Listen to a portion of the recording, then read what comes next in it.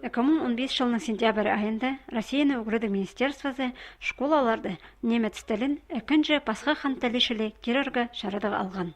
Амды Москвадағы Германия посольствосының Гёте институты база немец тілі угрычылерінің шонар арасындағы ассоциациясы пүйін көп тіл угранганы таңды аймақ оңдайлар берер проектчі экінші жылы марғы ештірді.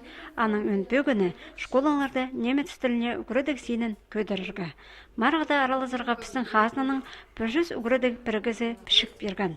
Хакас гимназиясы немец тілін школады экінші пасха хан тілішілі апарар номинацияда араласқан. Советский түзінді, пістің қажаланны болған.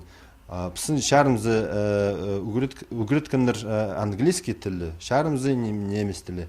Ам путсты Российской Федерации түсті же. Сір күшезір, что прайшырды английский лы қалған.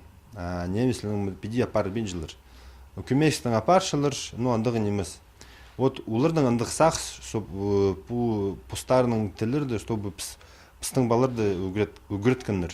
Пүл Хакас гимназиясында немец тілін хозы угрыдыкшілі 5-6 класстарда пастағы жылы апарша Ксения Николаева. Марғыда ол 9-ты видео пастары аймақ материалар хостыры шарт бергенер. 19 шибіргі ноябрьді оларны матылы машинасының пастағы орының танықтаныр.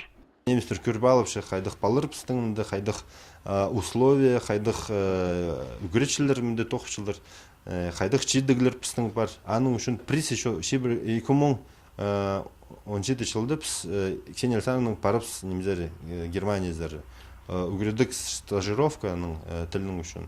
Мұндық стажировка Хакас гимназиясының үгіретшілеріне пустың полезін алғыдар, базасын керек тасынықта бізар мұндай берер.